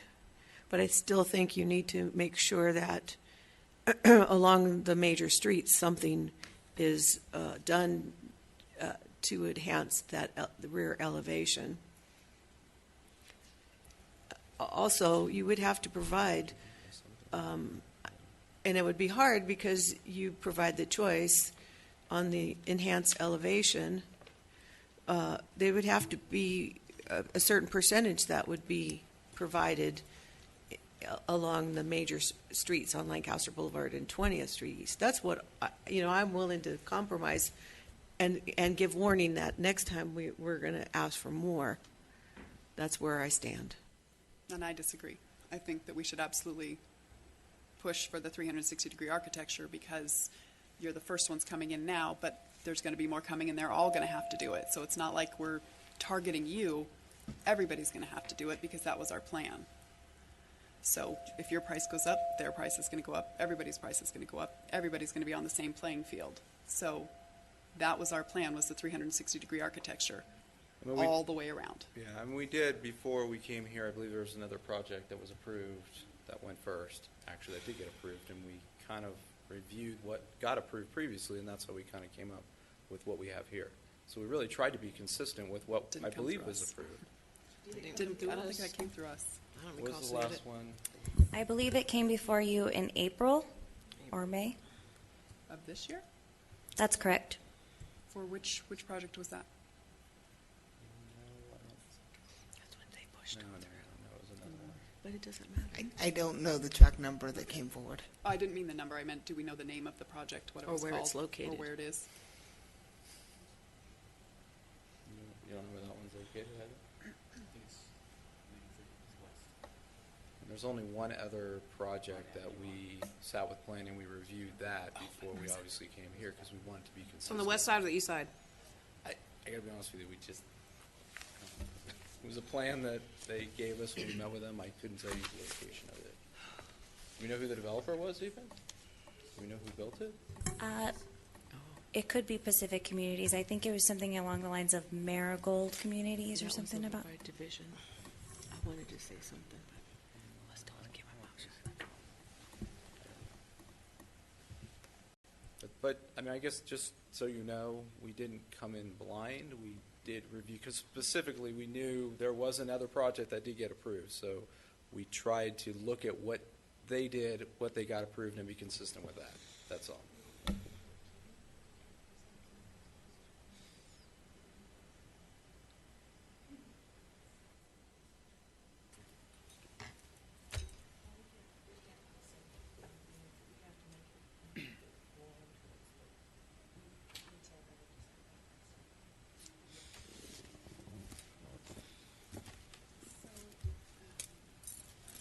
It's our intention to have the design guidelines met. And 360-degree architecture is what we would like to see. We demand that, actually. It's in the guidelines. Can I have that? So to answer your questions, it was under Director's Review number 1806. The location was on the southwest corner of Challenger Way and West Avenue H12. The tracks included number 54007 and 61819, and that was for the production homes as well. And this was at the April 19th meeting.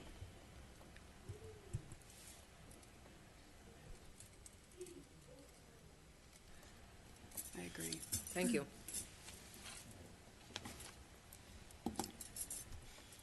So, Commissioners, here's my take on the 360 architecture. They have architectural features, not that it should be the same thing wrapping around. I believe when I look at these, I see architectural features on side windows. Now, they did put the stone in, certain spaces on there, and I believe that meets the intent of 360. It's just not a flat side of the building. I wasn't here when they came up with the guidelines and what the intent was, but when I look at architectural 360, there are features that are on all of these buildings. It's not flat. I've seen other construction in the past. Yes, it is just a flat side. There's none of the bump out that outlines the window. So I'm not exactly sure, but I think they've met a lot of the 360 architecture. They've given some details to it. Again, it's not flat. The roof lines come out a little more. I guess I would have to better understand what you're looking at as the 360, because when they start wrapping everything around that stone, one, now it all just looks the exact same. I like where they have a little stone, they have a little, shutters. If that was the case, then should every window have a shutter on it? So you see what I'm saying? I think they've got nice architecture. I understand where you're coming from, so it's not just plain. But I think they've met a lot of that intent. But again, I wasn't here when the original intent was done. So I think if you look at the photographs that are in the design guidelines, you'll see, a little bit more modification than what we're receiving. Again, even though we approved that other project, what we're trying to do is get everything into the design guidelines, which may not have been, it hasn't been done, like the design guidelines, like we talked about the 360 with the articulation in the back. But once again, because these are starter homes, I could see change of color in some of these elevations, veneers, more veneers than they're providing, and wrapping it around the house into the garage. And again, along the major streets, some type of articulation that is pleasing to the eye and also meets the design guidelines. Does this meet the design guidelines? I would say no, but it does. It's almost there. I mean, it's pushing, it's closer than it has been in the past. I think I have a number of different thoughts for the different elevations, but I think all of them should have, the stone and make it look, I don't think it's that much to change the color. Color's not a problem. Or that's easy. To add the stone around the garage and wrap it around. I mean, and we're okay wrapping it around to the fence line, because I think that's probably your biggest concern. But I still think that on Major and when you have Lancaster Boulevard and 20th East, that you have to do something to the back to provide a little bit more detail or architecture treatment to keep trying to keep your costs down as well. I understand that. I just don't believe, even with those things that I'm offering are I believe they're Band-Aids, in that we're not quite reaching their 360, but I'd like to see it move towards that. I mean, and the one thing I would add is, it's good to know now, one of the concerns we had before purchasing the project is the unknown. As a developer, not knowing what you were dealing with, because then you can price it into the purchase. And while, we've been developing for quite a long time in the city of Lancaster, we didn't know what to expect. And when we're purchasing it, we have to determine what we can afford to pay for it, which is why the only thing we had to go by was one project that did get approved, and that's what we utilized. And so I can respect that, and that's fine, because as we're looking and we're in escrow to purchase another project, we need to know that, so we can factor it in to see if it really works, to see if, because it becomes really expensive. When you start building 100-unit projects, and this is 98, it seems little, but it's huge. And so for us, the concern is we've built in Lancaster for a long time. And so my only concern is I hear what you're saying, and I can appreciate it. I'm concerned for this project because it kind of sets us behind where we thought we would be. And so, like you indicated, we thought we had complied, and the only thing we had to go by was the one project and then history. And so we thought we had done that. And that's why I'm happy to make some modifications. We do have another project that we're in the midst of purchasing. Based on what I'm hearing here, we're happy to kind of look and make further changes to that to accommodate it. And also keep in mind, these are relatively small. They're single-story homes. You really don't see much of them other than the roof line. So we've never built single-story, and it's magnified when you have two-story homes. I get it, you see it, and we have enhanced elevations there. On these, you don't have a lot other than the roof line, which is why we really tried to articulate and make massing modifications and have different style, tiles and colors, et cetera. So I can appreciate that, but it does concern me. So, going forward, I can appreciate that. And I'm happy to work and make some modifications here for what works. That's what I would say. And just in addition to that, on some of the elevations that do have front-to-back gables, you can see on the side that we did add the hardy board with the outlookers and that detailing on it. It's on the sides that have, for instance, if you look at Plan 3, Elevation D, the farmhouse, look at the front elevation, you'll see the Dutch gables, but if you look at the two sides, we've got the exposed gable end that has the actual material on it that matches the front. Similar to Plan 4 Craftsman. I'm just at Plan 3. Which one are we looking at? The Elevation D, just the farmhouse style. Oh, I see. You look on the sides of the gable ends, we did But articulate that. is it articulated along the sides or just along the front? Do the sides come out? Well, it comes up in the gable end, in the upper roof, on the Okay, so let's go to. left and right side elevations. Am I sure of that? Do you want to see this one?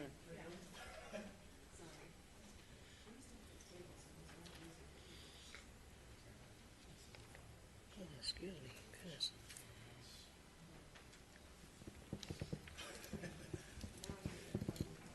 Front elevation, and when you turn the corner on the left and the right, we have added the same material and the same wood bracket.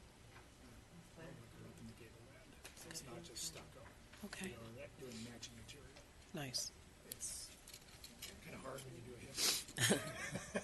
You might be able to go back and maybe adjust some gable ends, and some more articulation on the side. Yes. Side, side. So it's kind of hard. Yeah. That's okay. Thank you. But you do have nice concrete tile. Yeah, these roofs the roofs haven't been an issue for me. I like the roofs. Those are perfect for me. I think they're great. We did. Mhm. You might be able to expand They need it, but this is the messed up thing about it, is this is where I have a problem, and I'm gonna definitely bring it up. This is the problem right here. Look at that. What year is it? This is not gonna work for us. This is why we're gonna have these. Mentioned 360.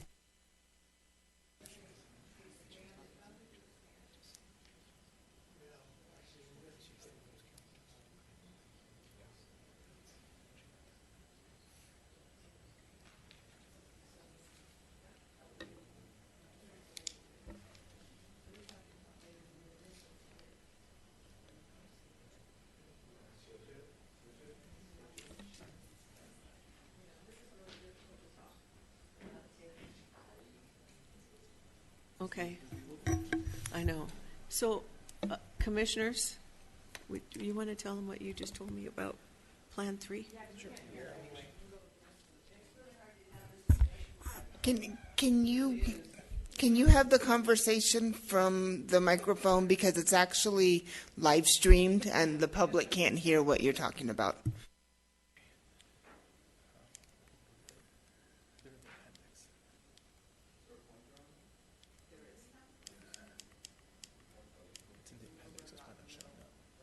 Oh, okay, we don't have any sides and rears on this.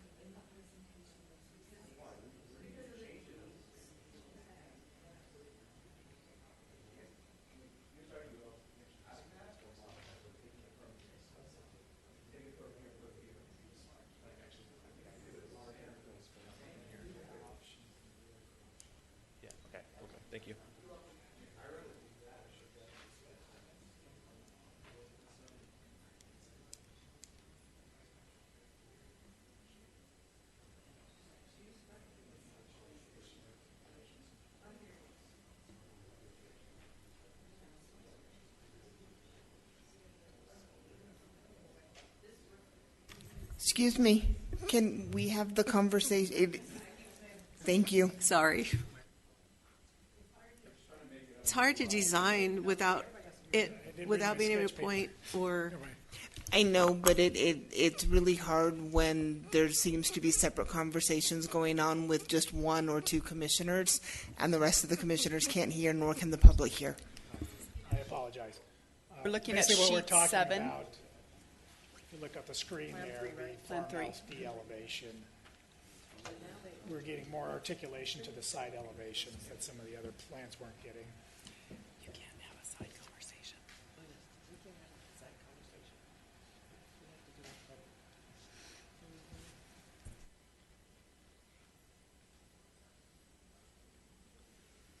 I mean, there might be other ways to maybe change some of the roofs on some of these. For example, the plan for A elevation in Spanish is an all-hip roof. You could possibly make it a front-to-back gable, like more similar to the Plan 3D, and then we could start adding detail in the gable ends. and then bring it back to us? I think we're going to have to go there because there's a lot of modifications that we're looking at. We'd like to see some of those changes before we approve this. We'd like to see them in here and then come back and bring it back so we can say, yeah, we like that. I agree. Let me ask you this. Is there a way, our concern is purely time. Is there a way to have a sit-down session with anyone just to go over it so we can get a better understanding as to really what you want, as opposed to, I don't want to say guessing and coming back and being like, you didn't really hit the mark. So is there a way to sit down with, a representative or any commissioners to do that? No. The commissioners can relay their concerns to staff, and staff is more than willing to sit down and meet with KB Homes to go through those. There can't be separate meetings with different commissioners that the other commissioners are not privy to. It's an ethical issue, And sir. and we can't have multiple commissioners in a meeting because it's a violation of the Brown Act. Well, it's even council members. So we're meeting next month, so get your work done and bring it to us so we can look at it next month. But that's the issue. The issue is purely, I mean, if you guys can provide us a markup or convey, I guess, the information to staff, that's Yeah, fine. we can definitely and do then that we for can look to implement it. Yeah, we can give staff Right? our 'Cause ideas. we'd like to do that sooner than later because we just want to continue We moving. should have it done within a week We can have it within a week. to staff, Okay. but we can't talk, we have to talk here. We have to speak collectively in an open meeting like this. Okay? Right. What we're looking at, at least what I'm looking at, now you guys may not all agree, is take then the veneer in the front and wrapping it around to the fence, the wall. To the fence line. Right. And that's fine. We can do that. And that's- we'd like to see that on all of them. The other thing is that on the Spanish elevations, at least that first one, Plan 1, it's kind of a little bit boring, so we'd like to see that a little bit with a change of color. Some dimension. We talked about changing the rear elevations to widen the, what do you call that, the entrance? Gable? The gable, and possibly move it over. He was talking about moving the gable, this thing right here, moving that over those 3 windows. And then adding some shutters maybe to that. Oh, Give it okay. Some dimension. Yeah. Okay, say that loudly, adding shutters, Adding shutters to the back windows as well, back and side windows. not just one. Yeah, not just a window. Well, there's yeah. To make it look consistent. Okay, Oh. So really you're talking about adding shutters to the rear, and are we talking specifically? And street sides if you have it, if you're along a major or secondary sides. street, yeah. Adding shutters. So basically to high-profile areas, right? And enhanced elevations along the rear of, like you did in Plan 4 and 5. And you might be doing that when you change the gable. Is it extended? Is there a plane change there? That's based on the design guidelines that said any wall that was exposed to an end that was more than 50 feet needed a plane break.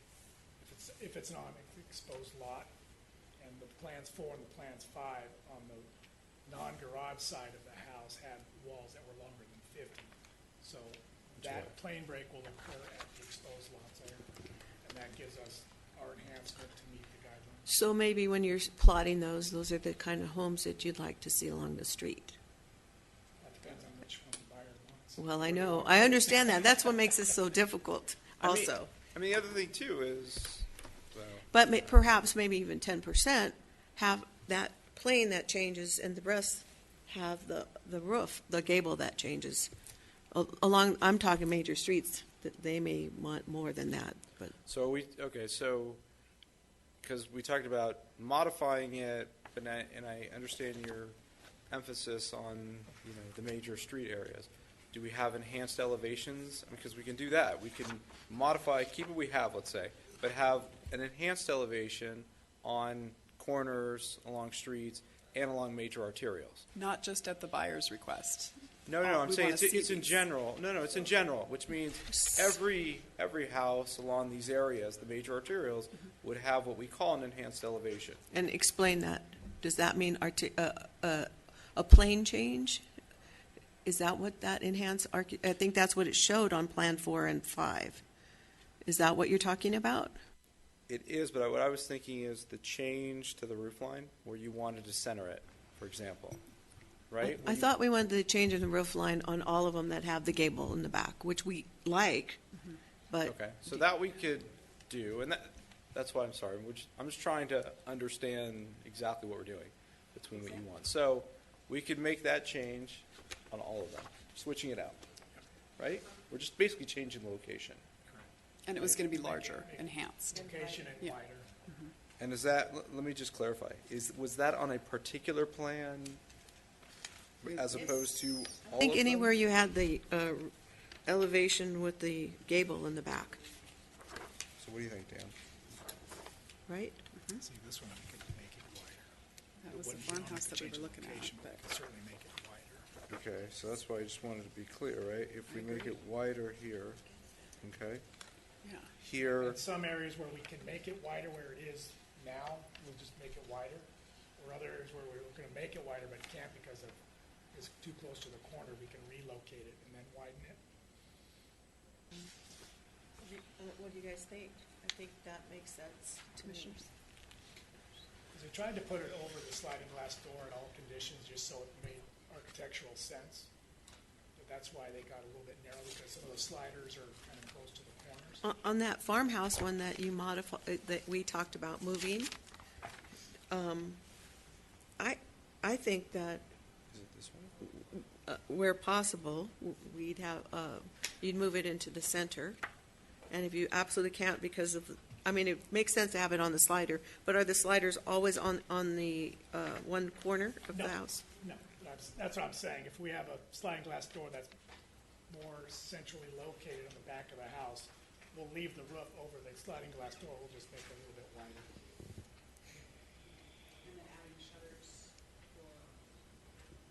And then adding the shutters, like we talked about, to the back windows as well, and at the back of the house. Okay.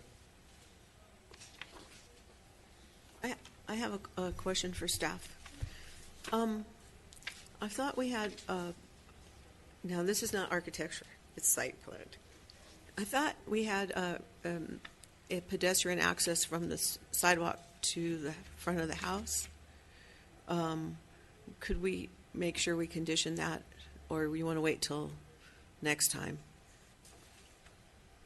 We might want to move forward and go ahead and get all the conditions compiled at the end, so that way we make sure we outline everything. And maybe this is something that KB can make sure they provide on their plans for next time. One other thing on the site plan. They need to submit a plan showing that the windows are placed to avoid direct views into homes between adjacent homes. So they need to show a plan that the windows aren't exactly facing. Now, even with a fence, my house and the house next door have windows facing each other and it does kind of lack privacy.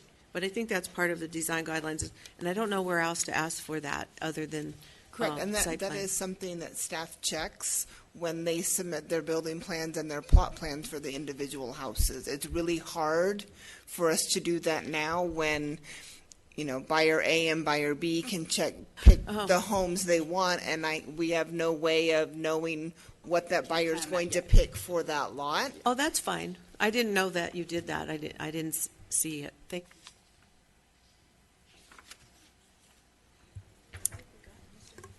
I'm happy with what we've got so far. Commissioners, can I recommend that we go ahead and compile all your guys' comments, and maybe you can get them to me by next week, and then we can go ahead and forward them to KB, and then we can continue the item to September 6th, and we can move forward that way? Yes. Yeah, we can submit our request via email, and that's That's not correct. independently, and that's not a quorum. Correct. Correct. So We just you, all have to submit it to Jocelyn. no, me. actually, To you me. would submit Oh, them to okay. Brenda and Larissa. Okay, that's right. You would not copy each other on them. Well, let me ask something. I mean, because we're trying to flesh them out here. Do we have? I mean, I'd rather, if you have the ideas, I'd rather hear them now, if you have them.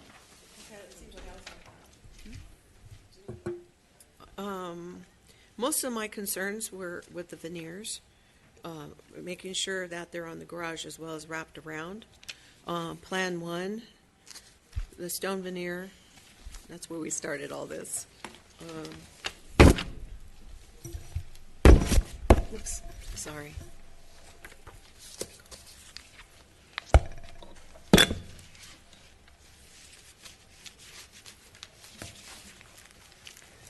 Okay, I think we talked about Plan 1, Spanish, front elevation, change the color.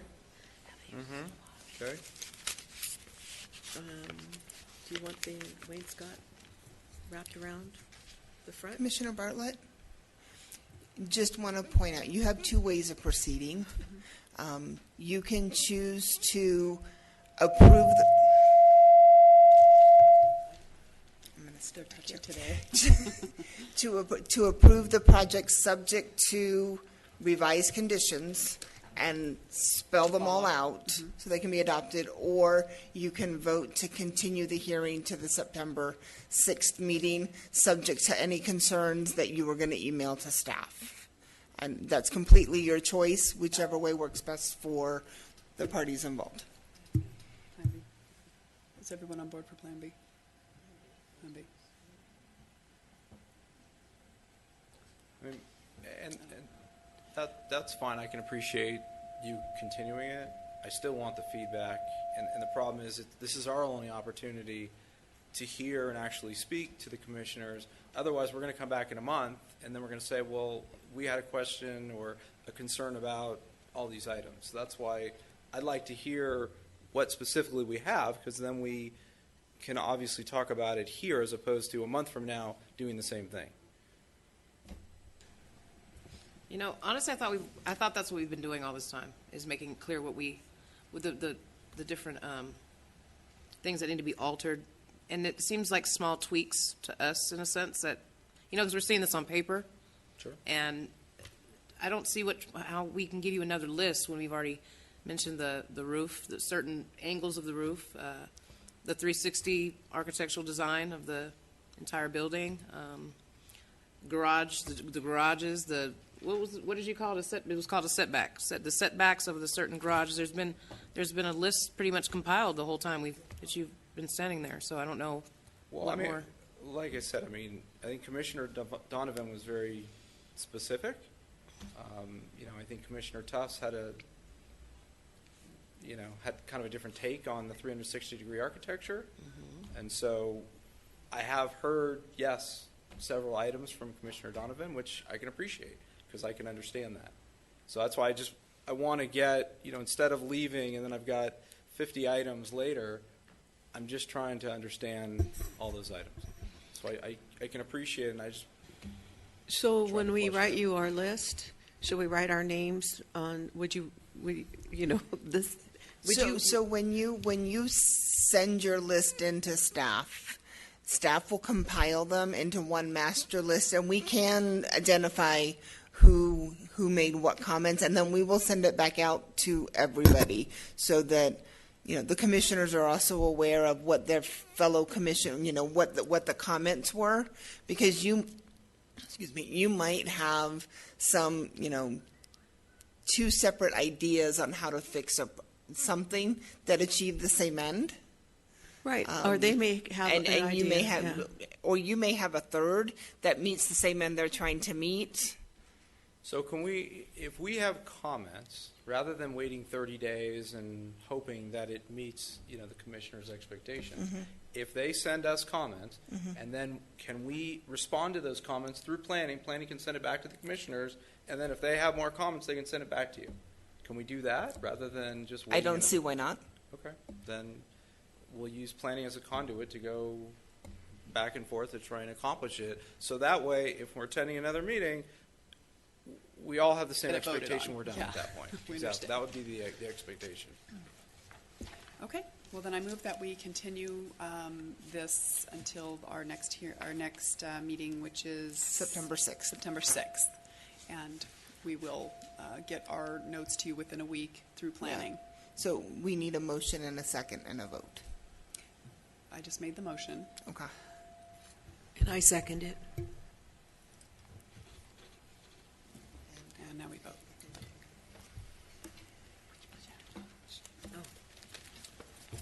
Thank you. Thank you.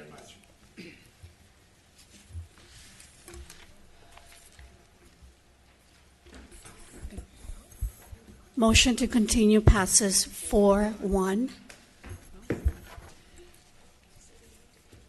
Did we have any other speaker cards, or are we good? No, good, okay. We have one more speaker, but I believe Mr. Paul wishes to speak on a non-agendized item. Correct? Okay.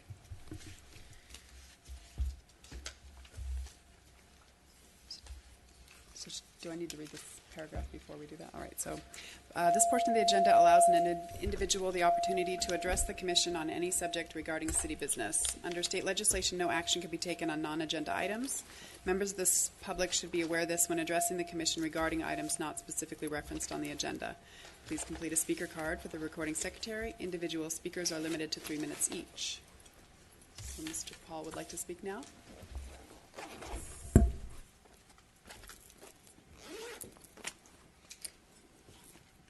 Vice Chair and Commissioners, forgive me, I was in a hurry before. I just want to make sure that you understand what I was saying. I am in total support of the Kensington project, and I don't want to see objections come, because the Section 8 thing, I'm not against Section 8 in any capacity. I just know how it works, and it takes years to get a voucher, and there's no such thing as a homeless person with a Section 8 voucher. So when you start combining these things, it can draw some ire about what it's supposed to be, and naysayers will say it's just a Section 8 village or something. So I don't want that, and I just want everyone to understand going in that there are, you know, when you're trying to build a thing like that where people are pulling themselves up out of homelessness, you have to have that voucher first, and you can't discriminate at who you get. So when you fill that units with Section 8 people, they're not going to be homeless people. They're going to have a voucher. And the only reason you could not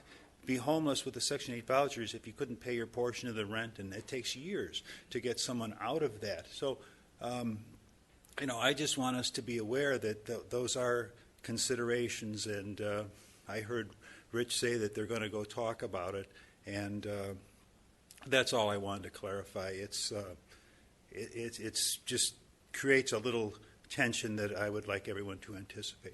Thank you. Thank you very much. Okay.